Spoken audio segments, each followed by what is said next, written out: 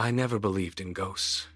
To me, the paranormal was just a collection of campfire stories designed to sell tickets.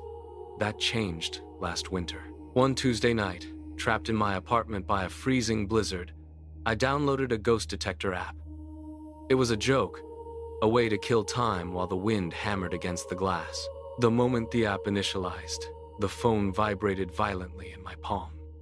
The screen flashed a harsh, pulsing red, indicating a presence standing directly behind me. I laughed, the sound hollow in the quiet room, and spun around. Nothing, just the empty living room and the shadows cast by the dying fire. I turned back to the screen, my thumb hovering over the delete button, when a jagged silhouette flickered in the corner of my vision. It was tall, hunched, and blurred at the edges. I blinked, turning my head to focus, and it dissolved into the wallpaper. I told myself it was just eye strain from the screen's glare. I sat back, heart hammering against my ribs, and waited for the app to reset. It didn't. The red light stayed fixed, pointing to the empty chair across from me. I stood up, pushed the chair back, and felt the temperature in the room drop until my breath turned to mist. The joke was over. The cold was not the blizzard. It was something else, radiating from the center of the room. I retreated to the kitchen, hoping the hum of the refrigerator would drown out the silence. Then, the scratching started. It was rhythmic, deliberate, and unmistakably coming from inside the plaster. I stopped walking. The sound stopped instantly. I took a single step forward, and the scratching resumed, tracking my pace with perfect, mocking precision. My pulse thundered in my ears. As I turned toward the living room, my dog stood at the edge of the rug, his body rigid, hackles raised in a sharp ridge along his spine. He was staring at the empty space near the bookshelf, his lips curled back in a low, guttural growl that vibrated through the floorboards. He refused to cross the threshold, his claws digging into the hardwood as if held back by an invisible barrier. I spent the next 6 hours in the library archives, my fingers trembling as I flipped through microfiche records.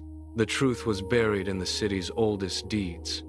My apartment building sat directly on top of an unmarked graveyard from the 1800s.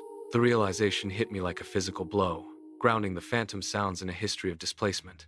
I returned home, the air in the hallway heavy with the scent of damp earth. I locked the deadbolt, but the walls felt thinner than before. That night, I tried to sleep, but the silence was absolute. I woke up at 3 in the morning to the feeling of being watched. I did not move. I stared at the foot of my bed. A dark figure stood there, a void in the dim moonlight. It did not shift. It did not breathe. It simply watched, its presence a weight that pressed the air from my lungs. I squeezed my eyes shut, praying for the sun. But when I opened them, the figure was closer. The shadows were bolder now, claiming space. The horror truly began when the mimicry became a two-way street. I raised my hand to rub my eyes, and the shadow in the corner mirrored the gesture with terrifying, fluid precision. I froze, my heart hammering against my ribs, and the shadow froze too.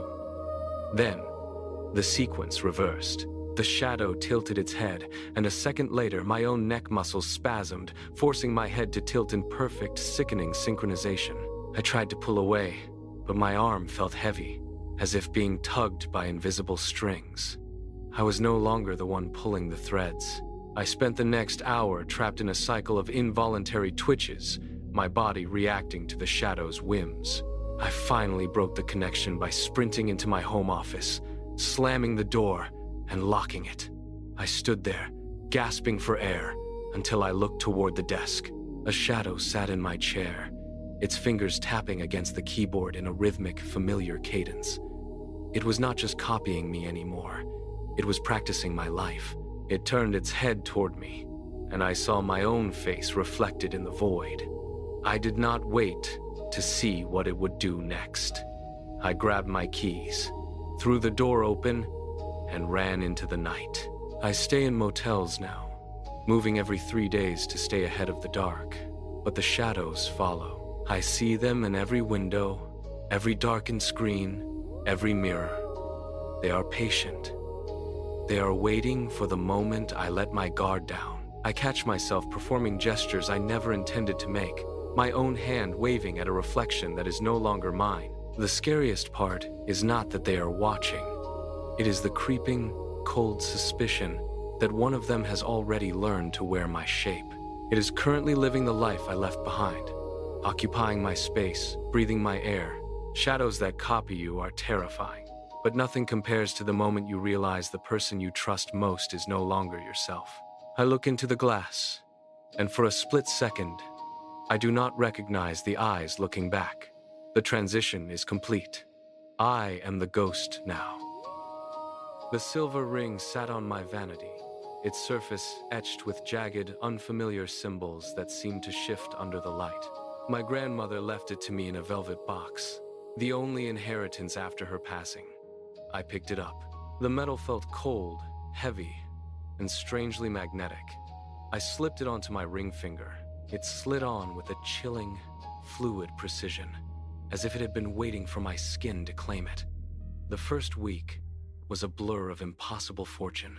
I walked into my office on Monday and was handed a promotion I had not even applied for.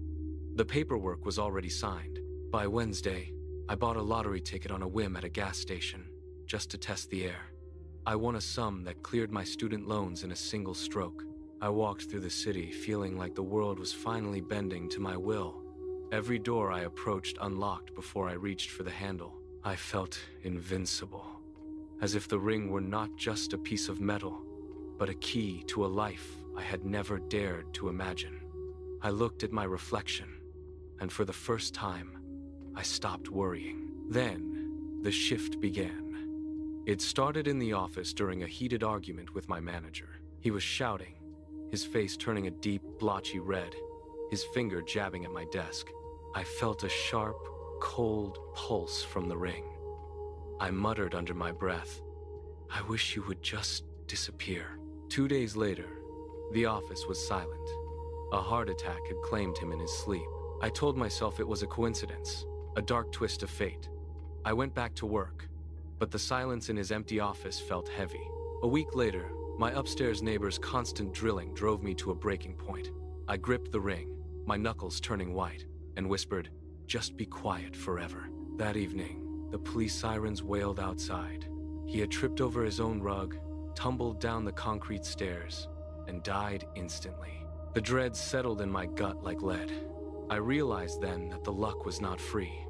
I tried to pull the ring off, but it held fast, fused to my bone.